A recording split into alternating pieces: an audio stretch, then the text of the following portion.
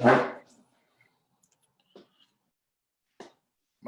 Nanyaras, welcome back for another episode of Indigenous Virtual Speaker Series. Today we have a pretty spectacular guest, a personal mentor to me growing up. So I'm really excited.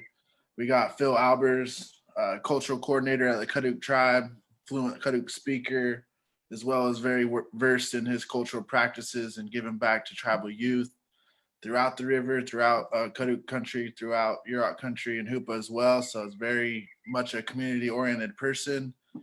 So yeah, we're grateful to have him on today, and I hope everyone's enjoying fantastic Friday here in shelter in place orders. And I know the weather is pretty enticing to get out, and if you do, be sure to practice social distancing as best as you can. It's important. But without further ado, Phil Albers. Aiki, dan way Phil Albers Jr. Nakaduk kwa arar. Panamnik tanikri. Then Gabwich wa Kaduk Tribal TANF program. Kurwur Nanikhit, just too much Ihan Sasi Karulusi. Nanike Chikia from Terralina Pina. So I said, hello, my name is Phil Albers, and I'm a Kaduk man. I live in Orleans. I work for the Kaduk Tribal TANF program as the Cultural Activities Coordinator. I have 4 children, Much, Ihan, Sasi, and Lucy, and my wife is Terralina Pina. I'm very glad to be here, and I'm glad I can help out, be a part of the process. I really appreciate the work that you guys are doing with Two Feathers and all of you. It's much needed for our community. It's a long road to work on a healing process. Maybe we'll get into it a little bit later in the interview, but historical trauma and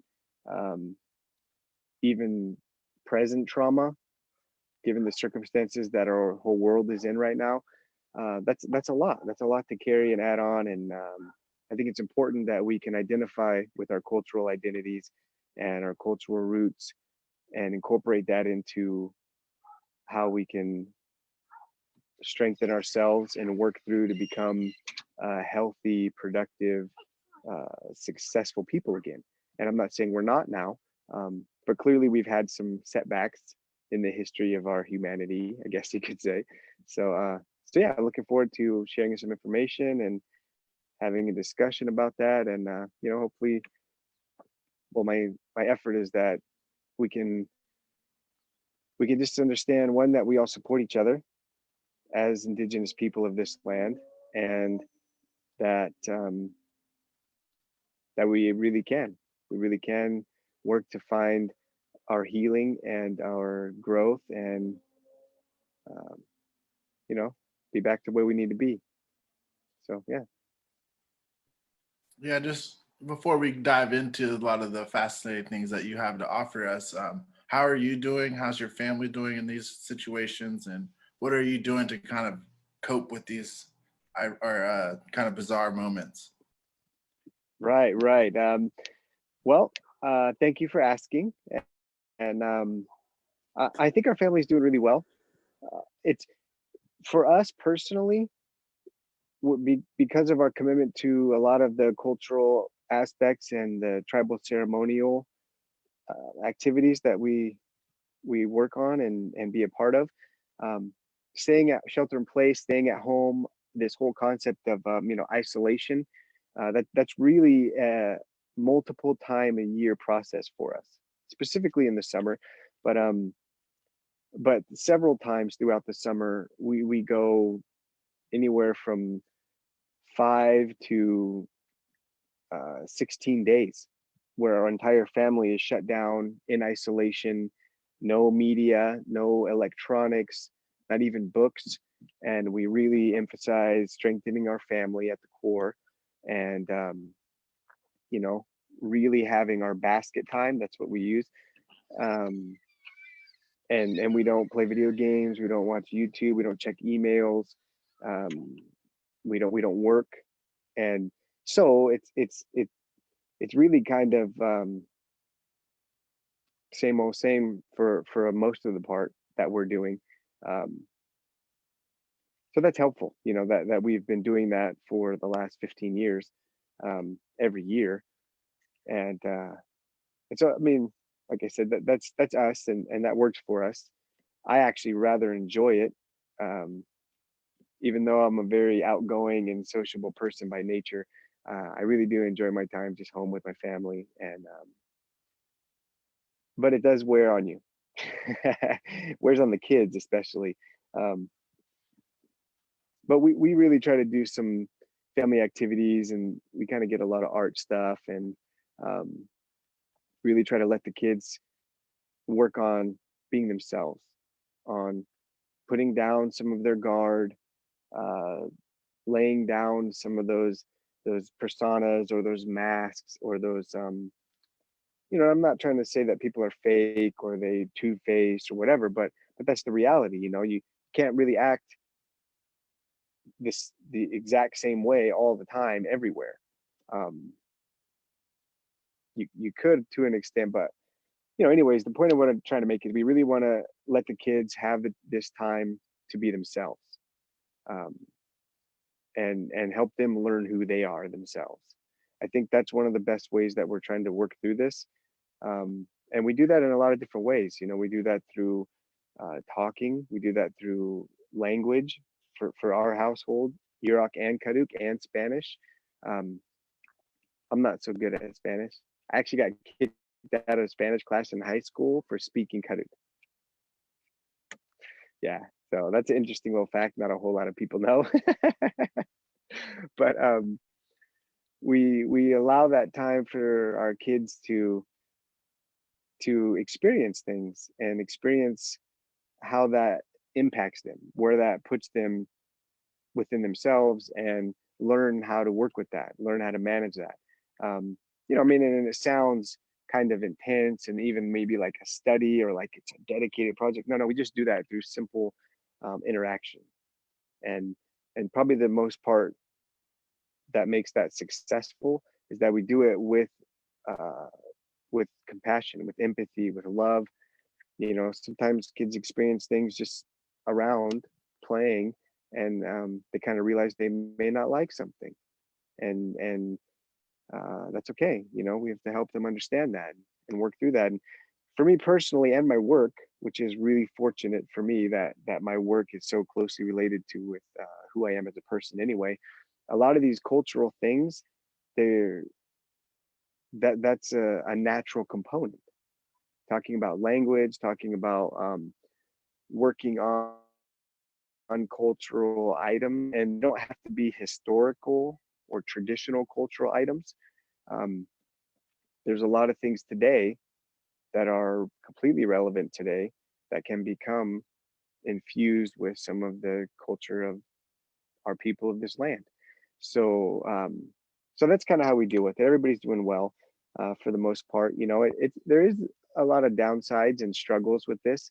For example, two of my own kids were expected to be graduating, one from 8th grade and one from Head Start.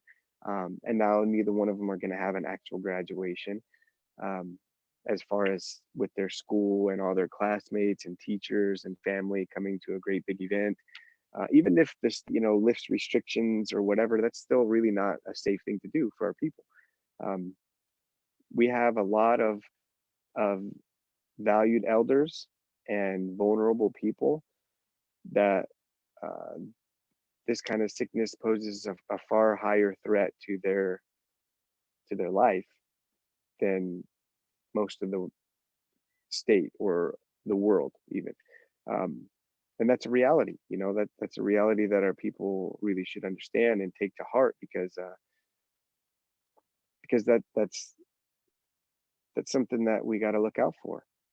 In a cultural context, in a traditional sense, um, we really didn't have this mentality of uh, I'm just going to do what I need to do, and I'll be fine.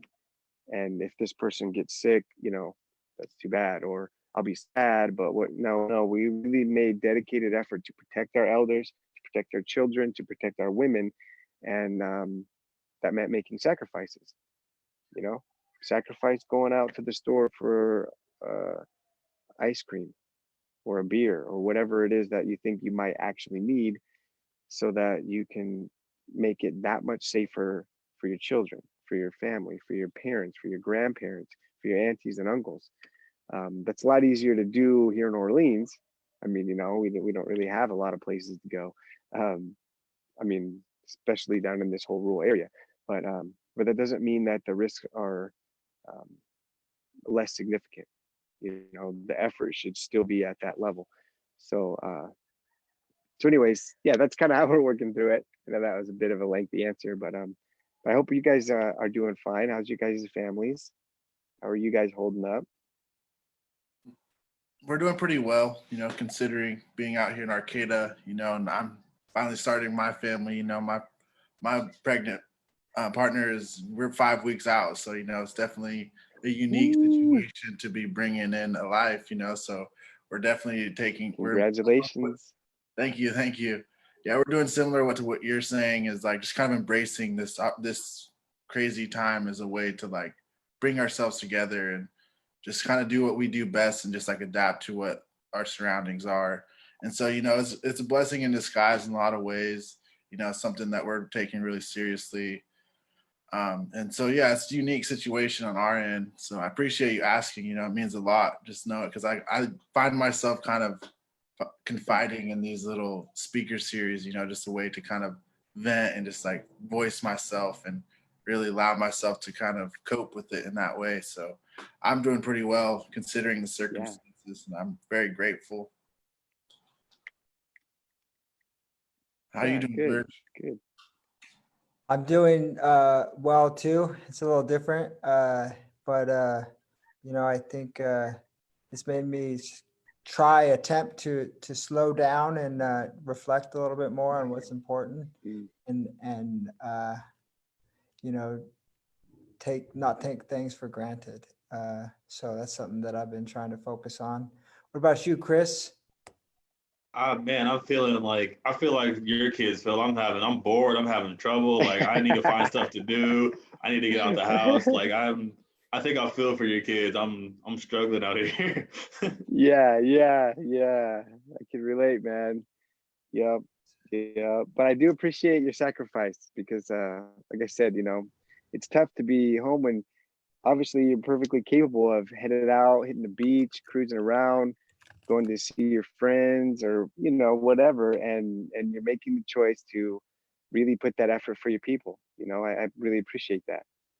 And not just your people, everybody, our whole community.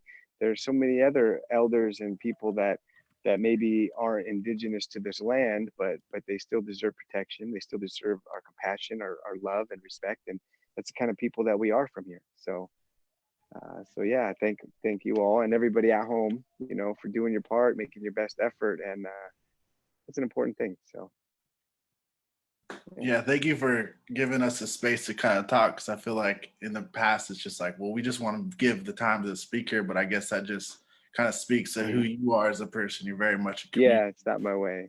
oriented Yeah. person, so that's reflective of this. And I think Virgil had a pretty good question for you. Yeah, Sure. so to get into sort of, the topic of our conversation with you, which is, culture and thriving, you know, based on, our cultural traditions as Indigenous people. I'm wondering, Phil, what shaped you to become the person that you've become, particularly with, whether it's mentors, people, cultural teachings, practices, like how have you, used or were socialized around our traditions and who we are as Indigenous people, and how that has developed you? If you could just unpack a little bit of that. Yeah, I'd be happy to. Thank you. Um, well, it's really my firm belief that when people come down here, they already are who they are, right? But as babies, that's not a cognitive part yet, so it's critical to learn that and understand it, and then actually live it. So I truly believe that all of us people, um, within this land and indigenous people here come down here already with their own identities. That's something I speak to a lot. And early on, I think obviously my parents were incredibly influential in helping me understand who I am and how I fit in with myself, but within my surroundings. Um, they really were supportive completely, and they've been married for 41 years now, um, and they've always been that for me. But there are so many other people, and I'm not a big fan of the term "a village raises a child." I really believe the parents actually raise the child, but that village supports that child and loves that child and is there to guide and to um, impact that child's life and development and growth. Um, so I mean, I understand the term, and I don't want to get into semantics, but really, my parents were the ones who raised me, and my extended family had a lot to do with that. I have so many family, even still today, that I depend on so much that we really hold together and support each other, and um, that having that throughout my entire time growing up um, has really had a consistent reinforcing uh, statement as to, hey man, you're doing this and you got help. So that's one of the big parts. But then, like I said, so many of the other communities, I spent time as a kid. My parents ensured that I had opportunities to go to tribal culture camps, go to language classes, to spend time with other people in the community, some families, some distant relatives, and some people that were just well known and respected leaders of the community. I had opportunities to all through my childhood to experience those and take those experiences, process them, and make them a part of something that was information and turn it into something that I know and then actually live it. And through that process, that's when you find healing. That's when you find clarity. That's when you find purity. Um, so it's kind of like the cycle there that I follow. Um, and so going through that, and then I grew up in Wairika, um, and I really love that community out there. And I feel like I had a successful life out there, but specifically in school and in the community where I really did feel free and accepted to go to just about any place. And a lot of that I earned, but also a lot of that was kind of paved out for me throughout the entire community. That's how it works. Our whole people is not a it's not a it's really community driven. Our people have survived through time by being a community oriented people. Safety in numbers, strength in numbers. Um, so I think those are important parts. And there are a lot of people I could name off. I could spend the rest of this day talking about the people that have impacted me from the time I can very remember. My grandparents, and then even stepping outside of that, people who helped me um, learn language, gave me the time to share with me some of the knowledge that they had as information, learn to understand, and then live. A lot of elders. I've worked with so many elders that's probably why I have such a strong commitment and passion for this crisis, because so much of what I learned has also come from elders within my community, grandparents, aunties, uncles, cousins, but even ones that I wasn't directly related to in today's terms. They that's really what has having that time has really been able to help me reconnect with who I am. And I have to do that on a daily basis. Like, it's easy in today's world with social media and TV shows and music and um, all these different bits of information coming at you from everywhere, 24 hours a day, and it's real easy to start wandering off. And so it's important to make that time. Everybody does it in their own way, and I support that. Um, but for me, it's starts at sunrise, and it happens again at the end of the day. Um, and that's one way that I can help reconnect. Um, so having all that impact and all that influence from these elders and from my community, um, and that's I don't want to sit here and talk about, oh, everything was perfect. Clearly I made some poor choices. I had some not so healthy influences in my life that I was impacted by and followed through with, and then later I had to learn that. I had to understand, like, hey, that's a part of who I am, because that's what I thought, that's how I felt, that's what I did. That's all a part of who I am. Thoughts and feelings and actions. That's kind of what make a person up. And when those three are not in alignment, then that's vulnerability. That's when things can be compromised, and things can be skewed and manipulated, and that's a scary thing. Especially for me personally, even during this time, this pandemic and all this stuff. And um, yeah, I'm pretty healthy. I feel like if I did or have even been exposed to the coronavirus, I'm like, I have great blood work, and I maintain an exercise routine. I don't necessarily work out, but I maintain an active lifestyle. I use my sweat house. Um, and so I'm like, I might not really be affected too much. Even if I am, I'll probably be fine. Um, but that's not to say I can't pass it to somebody else, or contribute to sharing it and passing it to someone who passes it to someone who then passes it to an elder. Um, so I know that's getting a little bit off track, but yeah, as I grew older, um, having children, that's, as I'm sure you have or will see soon, is one of the most significant parts of life, period. So at that time, that's when I found out I was going to father my first son back in 2002 or 2003, actually.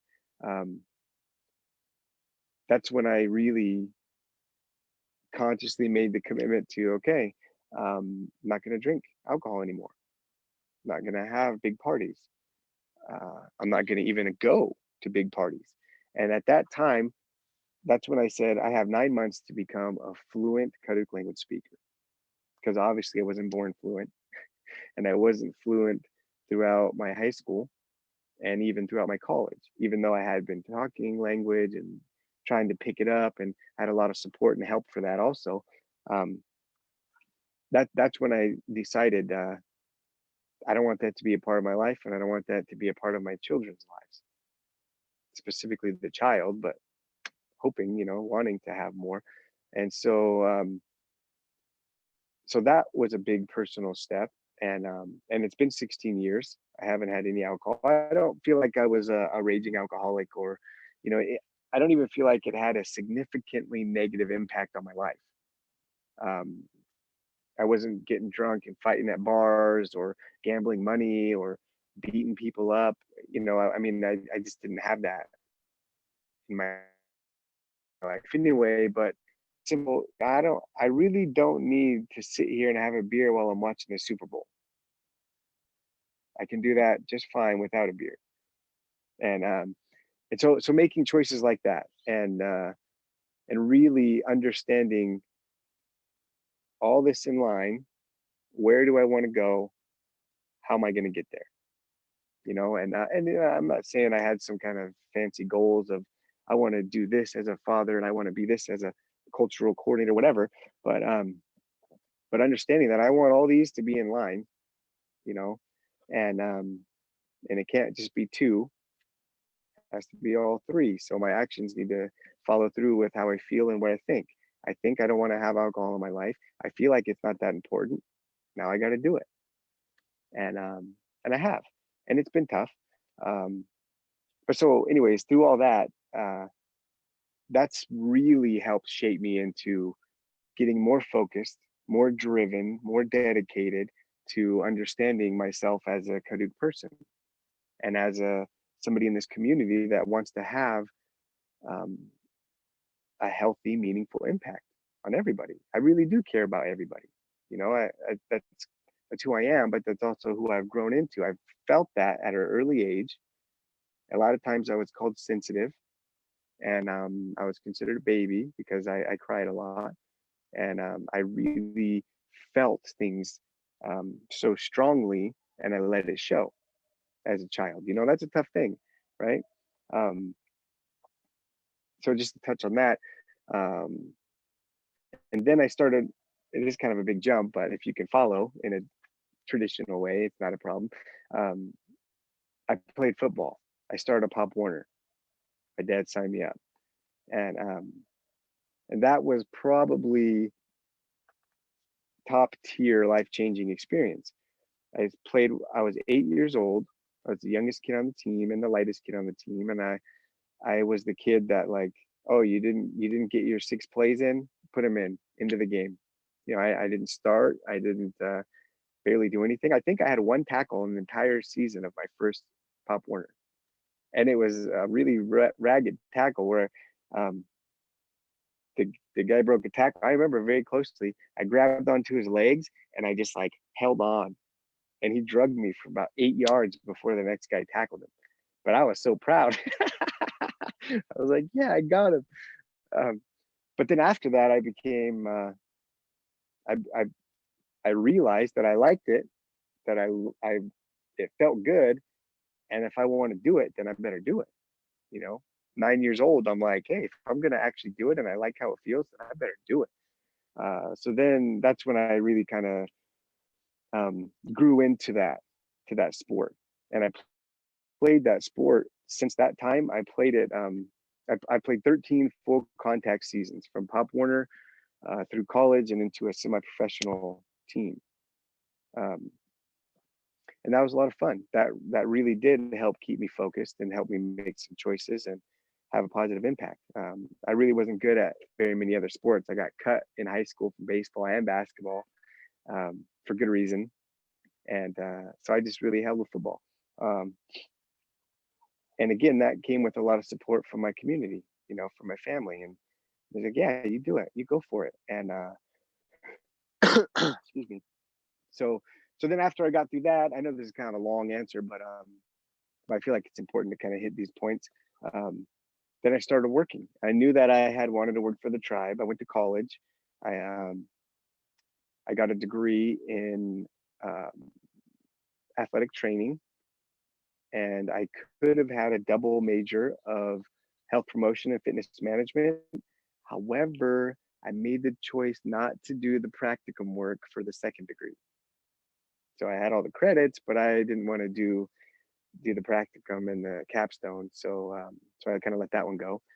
And but I have a certificate in Native American Studies, and from Southern Oregon University. I did actually go to Haskell right out of high school. I played football there, and I started out with a business major and tribal law, which was amazing. I really did enjoy that school and the professors there, and the football was a different scene. Um, but then I went to COS, and then I went to SOU, and then I started working for the tribe, and eventually I worked into this position I'm in now with TANF. That you know, I can't thank enough to the whole program, you know.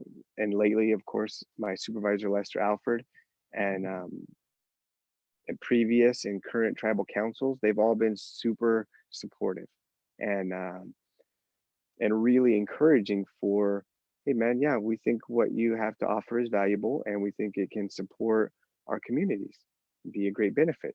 So it's been really good. And you know, there's always room for growth and improvement and movement, but being able to make it my job to go out and learn more, and then to go out and teach that and share that what I've learned, you know, that's a pretty amazing thing.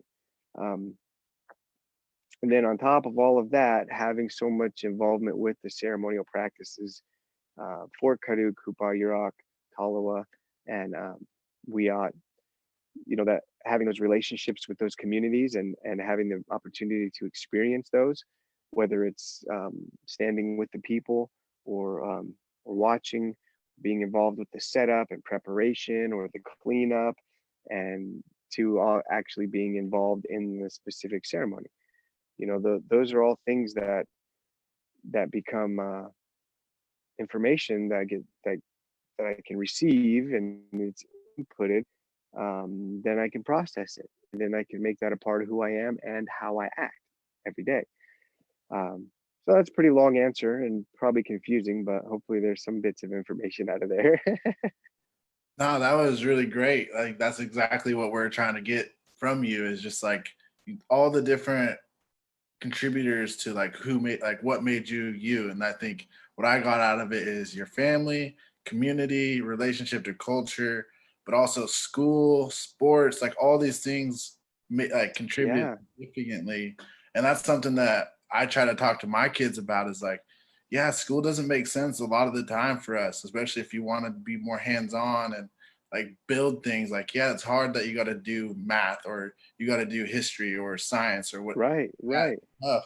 But it's one skill that you could learn that will help you have more opportunity and choices. I know that's something Virgil and I talk about is like we're just trying to get these kids to have options, like not just take what's given to them, but like pick and choose what they want to do with their life. And I think that's something that's really Yeah, inspiring from your story is just like, dang, like, yeah, I see similarities with myself. And like, as much as I didn't like school, I knew it was important for me to do just to make sure that I did have options. Like now I get to work a job where, like you're saying, I get to give back to my community. It's very much community that I care about the most. And that's what's really making me happy. It's not that I'm getting paid much money as like some people make you think that you need to have to be happy. It's like, nah, I get to give back to the kids that I think about the most and who I'm doing it for the most.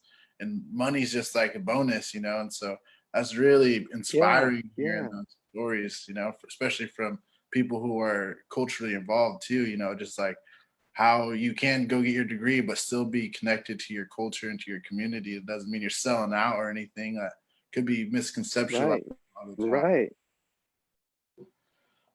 That's really powerful. I appreciate Yeah, that. yeah.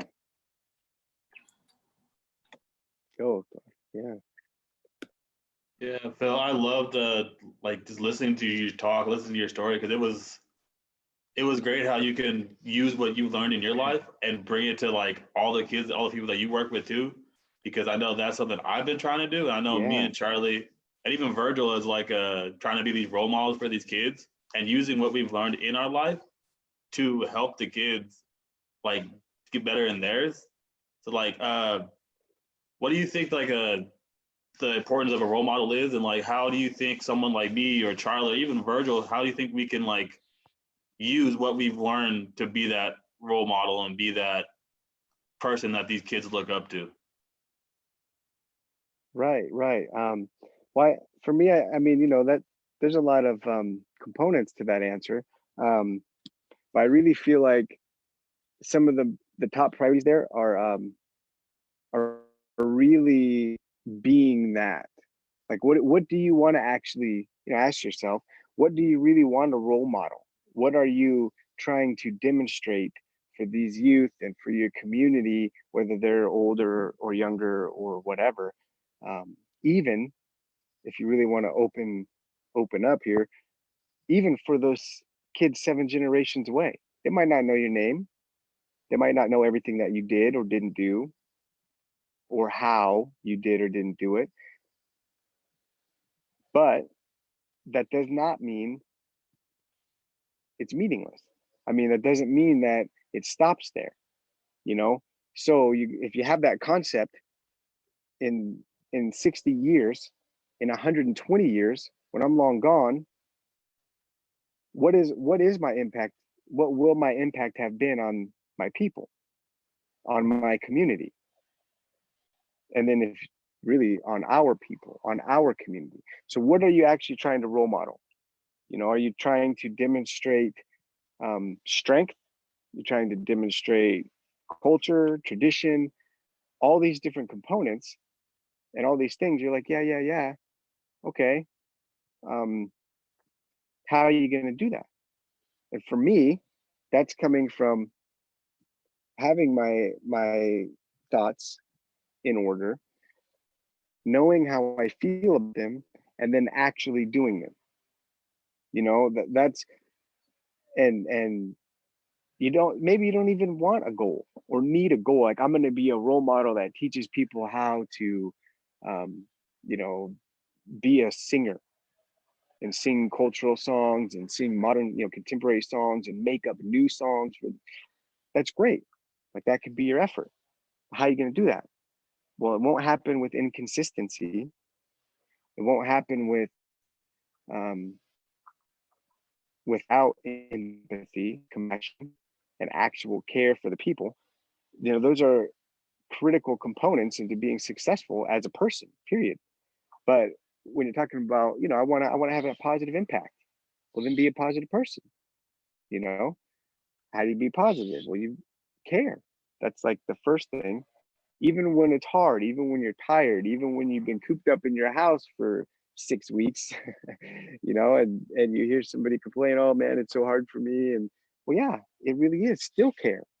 Might be harder for you, might be harder for your grandma, but you can still care and still have compassion for that person. So I think those are, extremely crucial to um, being a successful leader, a successful role model. And then I, like I said, what are you actually trying to role model? What do you want the kids? How about we start with, I want these kids, I want these community members, I want my elders. The first thing I want to have is, I want to trust them, and I want them to trust me. And what does that mean? Like, hey, if you can you loan me $10, I'll pay you back. No, I don't trust you. That's not the same. I'm talking about a deeper level. I'm talking about that cultural concept of, I'm not going to leave you behind. I'm not going to ignore you. I'm not going to disregard you. I'm going to be there for you. And whatever form that may take, I'll be there. Like that kind of trust. And I feel like that's been a big part of my efforts through my work with TANF, as a cultural activities coordinator, where I get to host community events and facilitate these activities, cultural, traditional, contemporary, whatever. I also feel like that's a part of who I've been before this specific job. When I worked for the Climate Trinity Joint Unified School District, when I worked for the Kaduk health program in Wairika as a CHR, when I did do my practicum for my degree, and I went into an elementary school in Medford, Oregon, and I worked with the special needs students for PE. I wanted them to know that I actually have compassion for them. Every single one of those 8 kids had a disability. They had a harder time doing certain things, and I wanted them to feel safe, that I wasn't going to beat on them about it. That wasn't going to be impatient or short or hurtful. And that took a lot of work. I feel like I did that successfully in that case, and I feel like I've been trying to do that for the community, where like I said in the beginning, I've always been a compassionate person. I've always felt things very strongly. I think that does have a lot to do with being people from this land. I'm not even getting into this Kaduk, Yurok, like that's important, and I recognize the importance of that, the strengths of those peoples from those areas. But in general, this whole area from this land and this region, it really is a very compassionate and strong feeling people from my experience. Um, and so having that, embracing it, uh, and working so your mindset and your actions support that, because that's how you feel. That's really the most efficient and most consistent. Uh, it's the strongest way to me. So being that kind of a role model, by having these in line, and actually understanding what are you trying to role model. Yeah. So I hope that made With some kind of sense. I had a follow-up question, Phil. And this is what we often ask a lot of our speakers on this Indigenous Speaker Series is, in knowing you, I think my guess is a lot of the work that you do is around identity and cultural identity. And so my question Mhm. for you is like, what does it mean when I say Indigenous or Native or Karuk identity? What word comes up when you think identity for Natives? I really think it makes a reference to the core of who you are. Not here, not here, not tied to the village you come from, not tied to the river or the mountains, but actually here. Your soul, your spirit, your spiritual entity. Um, I try not to get too preachy about it. I really believe that there is a religious component for the people here, and and I support that. But I don't. That's not something I push on people. Um, a lot of times, I don't make that an emphasis of what I'm doing, and as kind of ridiculous as it seems, I work hard to keep a boundary between in my work between religion and culture. Obviously, they can't exist independently, my personal opinion. But that doesn't mean the emphasis has to be on both of them at the same time. And I feel largely and truthfully that that's not my job. Um, I it's not that I feel scared or uncomfortable about talking about my religious beliefs because I don't. But that doesn't mean I need to. That's something that I take very seriously, and I might have some information to share here and there, and that's something that really needs to be respected, needs to be earned, and through having done that throughout my life, from my parents and from my family and from my community members, and um, even when I was gone, even when I was outside of my community, my home, and I was in Kansas, um, I had religious discussions with my classmates, the ones that I trusted, that I felt like we could do that. Um, so, so that's kind of how I addressed that. I feel like it's something more than just a thought or a physical connection to the land. But I also think that there is a huge part of that is within the genetic code of,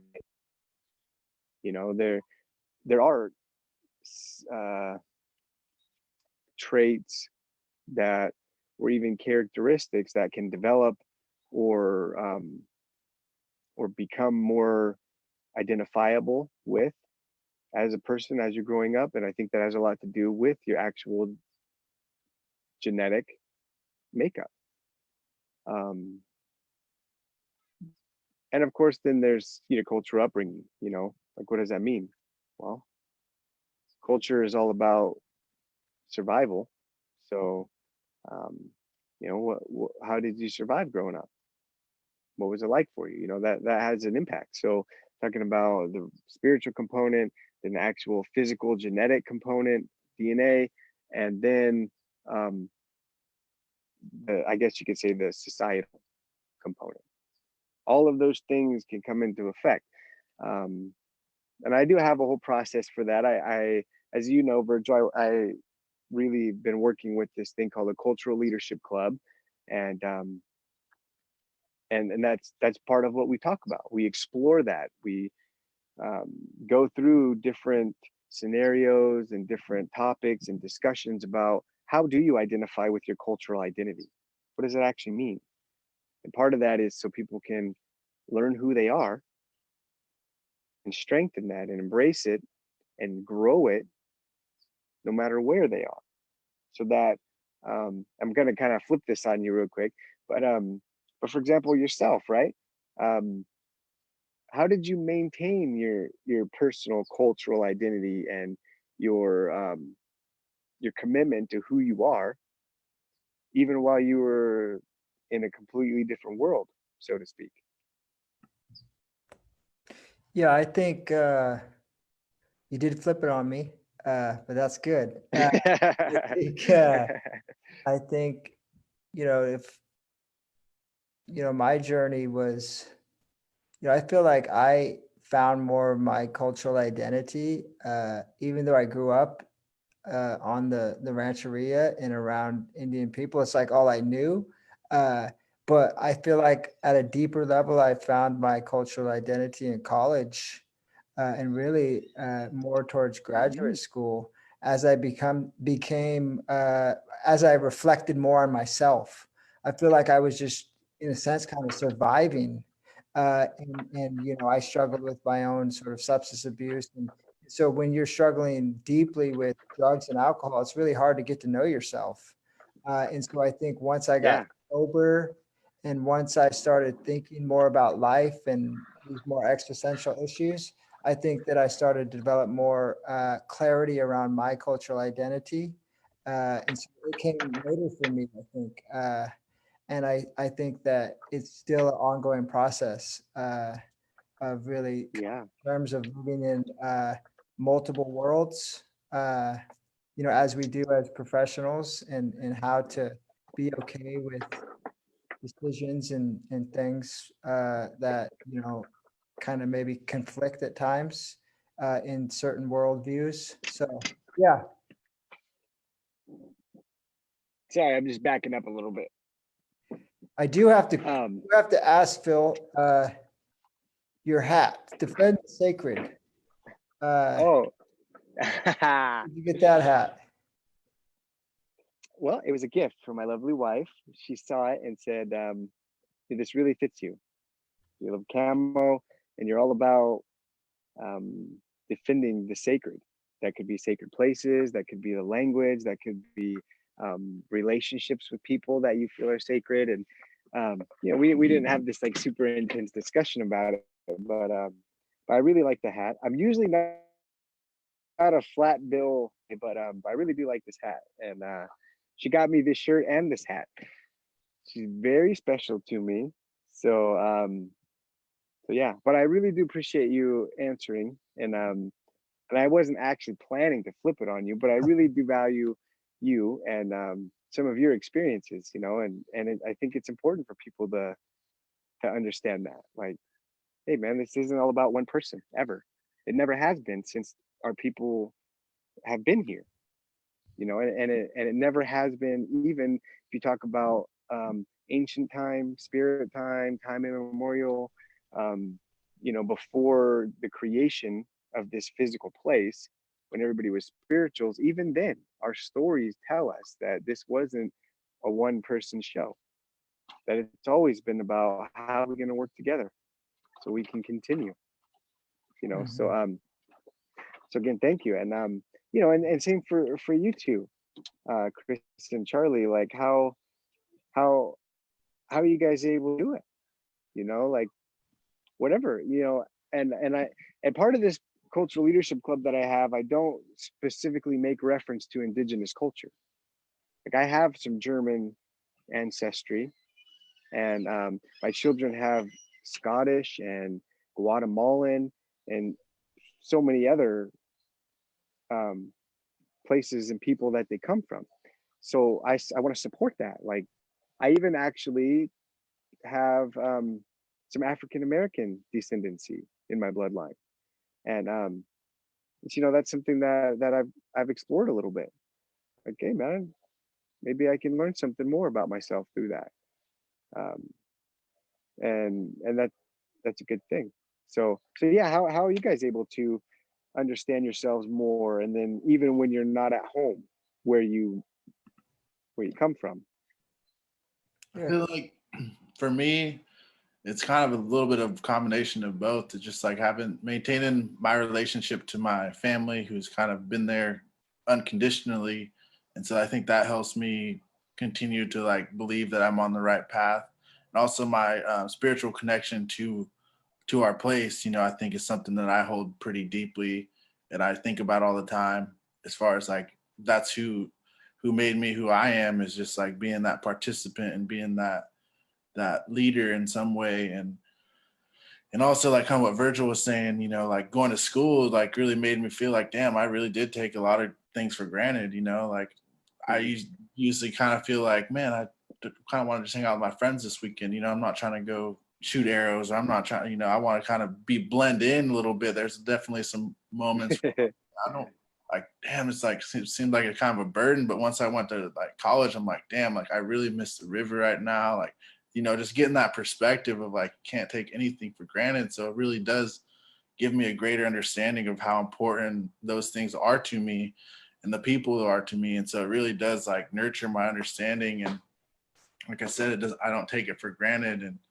and education kind of helped me find out who I am, just learning like why my parents act the way they do, why why my grandparents act the way they do. Just really learning the intricacies of colonialism, really, and how that impacted my family, how that impacted my community, to where, why was it normal that like you partied and drank all the time? Like I didn't think about it at a young age, like why. It was just a matter of like, this is my reality. Like I don't know how to get out of it.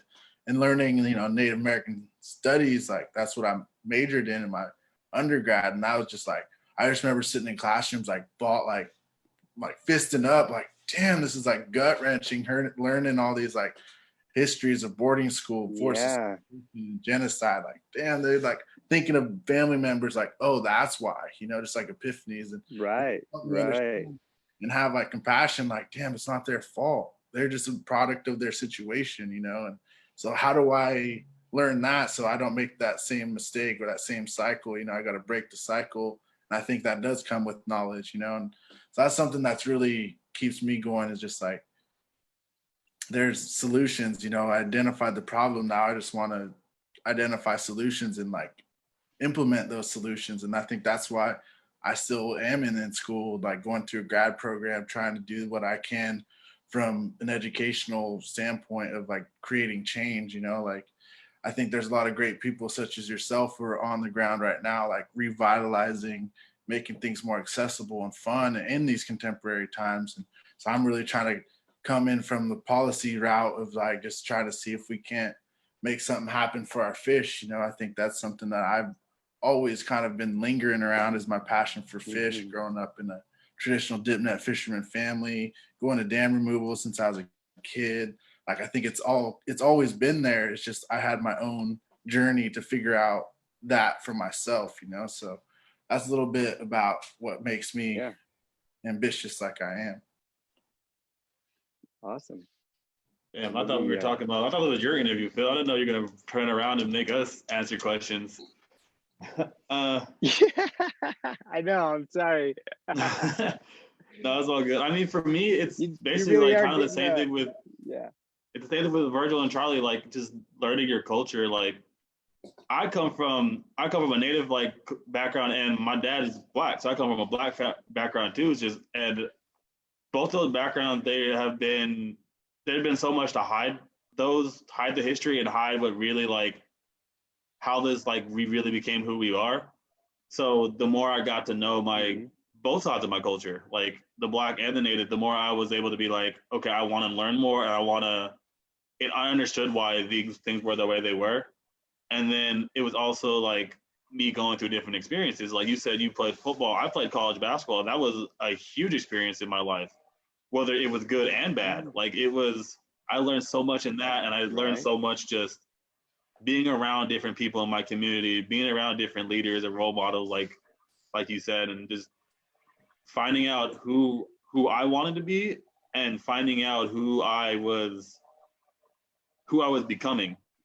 And even now being on that process, and like Charlie and Virgil said, I learned a lot at school as well. Like I never thought I'd be about to go and get into a master's program. Like you had told me that 5 years ago, I would have just laughed at you and walked away. Like it's just be learning throughout my life, like being who I am, and it's a process that I'm still learning through and learning about. So it's yeah.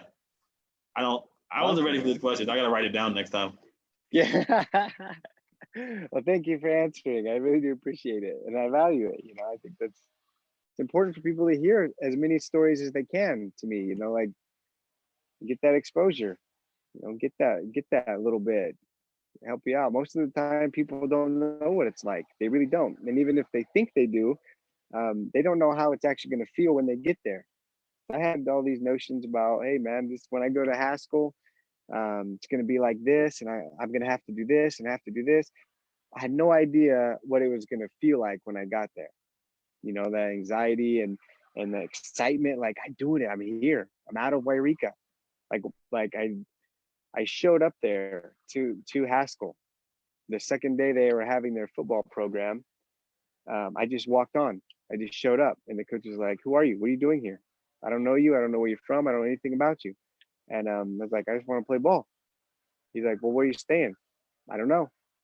Like, well, you can't move into the dorms unless you're actually signed up for the football team. He's like, and you're not signed up. And I was like, I guess I'll find a place to sleep. Yeah, I was only 17 even. Um, I was only 17 when I did that. And so they were like, God. So one of the guys there actually said, hey, you can come and stay in my room. Just stay with us for a couple of days till you get your dorm situation all worked out. I didn't know any of that I had to do that before I could just show up. So I walked on, and I worked into a starting position. And for a while there, I was in the top 15 in the national JUCO standings for kickoff return yards, average per carry. A lot of that had to do with we got scored on all the time, every game, and they just kick it to me. So of course, I'm going to have a lot of yards and have a high average. But anyways, yeah, So I think it's really important. People, just like you said, 5 years ago. Well, what would you have thought if somebody said that when you were 8? Hey man, you might get a master's. You could get a doctorate. 8-year-old kid gonna be like, what are you talking about? Well, that's partly where we come in.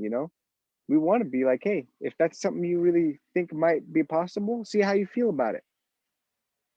Then you can do it.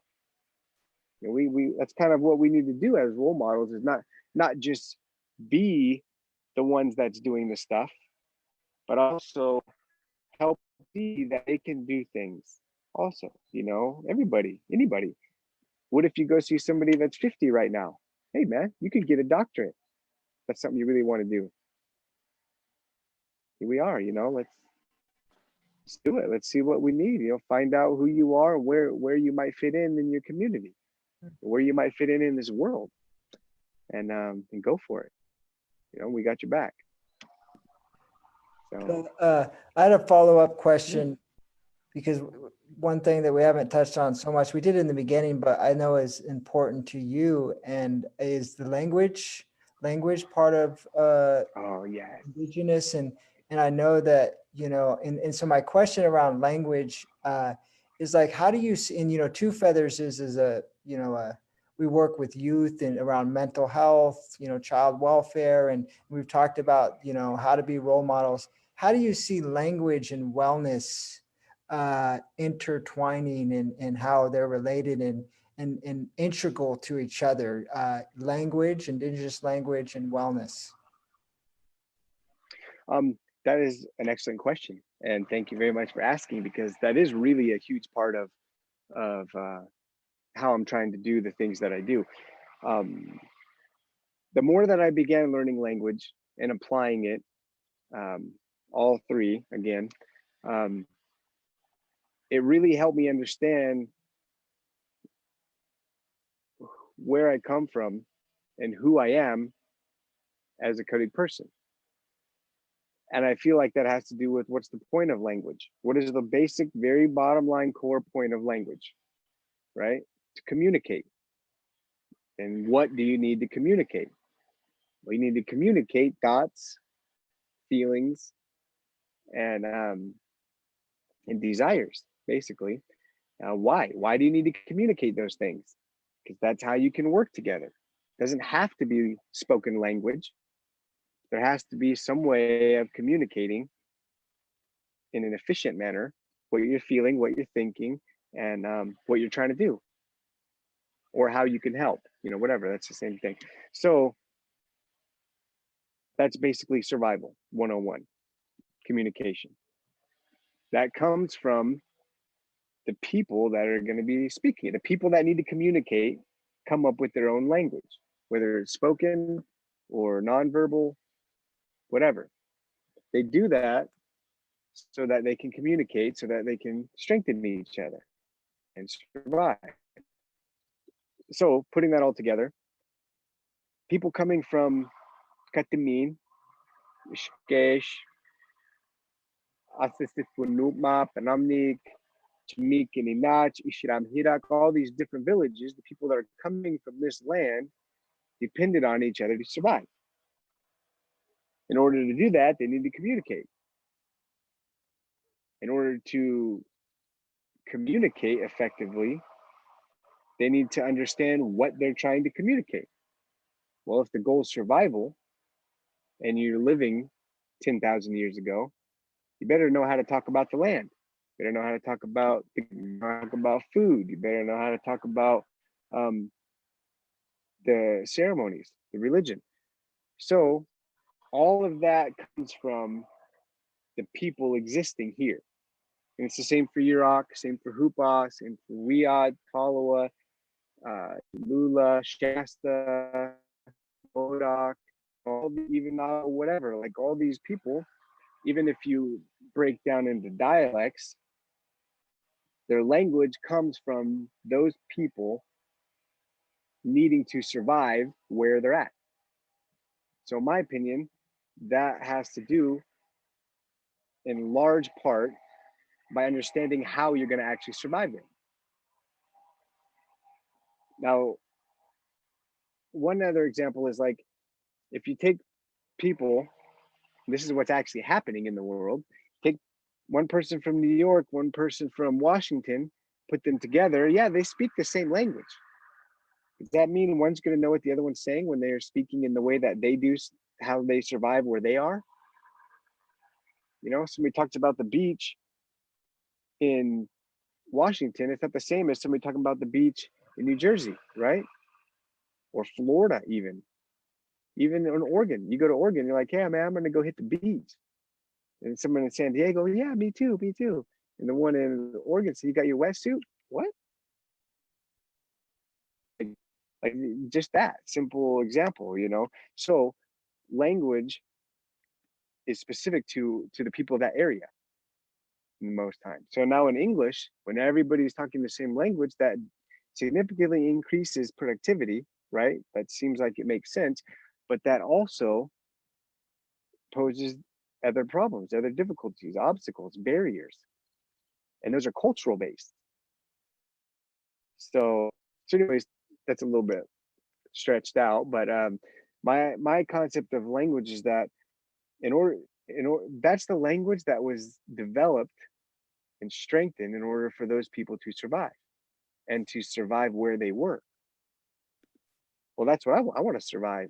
I want to survive where I'm at, where I am, and part of that is learning how I feel and then acting that all in line. And I think language is a big part of that because here's the examples I like to give.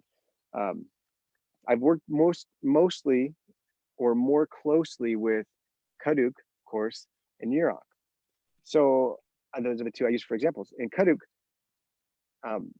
directional language system, that whole system of explaining directions, incredibly intense, right? The other one, a lot of people say, oh, in Alaska, there are 30 different ways to say snow. That's not actually true. And if you have that perspective, you understand that very clearly. No, you can say snow on the ground. You can say snow falling. You can say wet snow. You can say dry snow. You can say snow that's been there for a week. You can say snow that's melting off. Yeah, there's 30 ways to describe a type of snow or with snow within these circumstances, but it doesn't, oh, it's snow. And the example I use for kaduks is like, hey, I'll trade you a bow, a yew wood sinew back bow with 5 arrows for a burden basket of acorns. Awesome. That sounds like a sweet deal. You can get that in the afternoon, right? No, I'm not talking about acorns in the shell. I'm talking about powdered leached acorn flour. You know how much that is? A pack basket of leached acorn flour? To me, that's not worth a bow. Not anywhere close, right? And that's the concept. Like these language barriers, these cultural components. And we have a way to say leached acorn flour versus acorn in the shell versus acorn on the ground versus acorn in the tree versus a tan oak acorn versus black oak acorn, all these different ways to be that specific so that your communication is effective, minimizes miscommunication. Same with directions, right? You can say, how do we get there? Go up the hill. Okay. There are a lot of hills here. How far? Some of these hills are huge. Well, I actually mean go up the hill a little ways and then go down riverward. Well, there's a way to say that versus going up the hill a long ways, going up the hill a long ways and then down river a little ways. All that's built into the language. Why? Come here, come to this land and hike these mountains. You'll learn real fast. Part of the reason why many people didn't come through here until so late in this whole colonization and minor process because they couldn't survive. People get lost, couldn't hang out here. So my other favorite example is with the Yurok language, right? People say, well, look at the counting system, right? That's an intense system. There's not just one. I mean, it's one system, but there are multiple ways to count things that have different purposes or different qualities, right? Why did they need that? Why does anybody need to count things that are round or things that hold water versus money or people? Well, look where the Yurok tribe is. It's well known that, and you know, I'm not trying to pretend to be a historian or an expert on Yurok, so I apologize for that. But I feel confident saying that, you know, look where they are. Klamath, right? All that whole coastline. There were people coming from Alaska and Hawaii and all the other places. That was the best place to go. You know, that's and they that was kind of their responsibility in a sense for existing there. That's kind of what they had to do to survive there. They had to be those people who regulated that currency. You know, that and if they weren't going to do it, what would happen? Right? They might get moved out. So I mean, you know, and that's kind of extreme. I don't want to sound arrogant or like a know-it-all. That's my personal opinion. I haven't actually read anything that supports that or backs that up in some kind of scientific study or anywhere else. But it seems very logical to me, right? That's what they needed. They needed that system to be able to survive there and provide the best opportunity for their families and for their people to be successful. And I think they were. I mean, you know, so anyways, that's kind of where I'm at with language and how I feel like language ties in with culture and ties in with cultural identity. Like that's who you are. That's how you understand the world that you're surviving. Yeah, That's how you express it. Yeah, that's really powerful. You know, language definitely gives you a more accurate perspective, a world view perspective, you know, and I think that's something that I learned from just a little bit of knowledge I know is just how much it shapes my worldview. And so thank you. I think we're coming to a close though. And, you know, for those who are just now joining us, I highly recommend watching this show, this episode on our YouTube from front to end, because I learned something about myself and definitely learned a lot about Phil. And so highly recommend. Great. Yeah. Start to beginning. And thank you, Phil. Yotwa, Phil, for dedicating your time. Phil. That was great. Yotwa. Yeah, thank you guys so much. Hey, I appreciate your work. Keep it up, and thank you for being out there, doing what you do for the communities and for our families. And you know, guys, take care. Be safe. Yotwa. Alrighty, y'all. Catch up with you guys next Yo, week. We got some walk.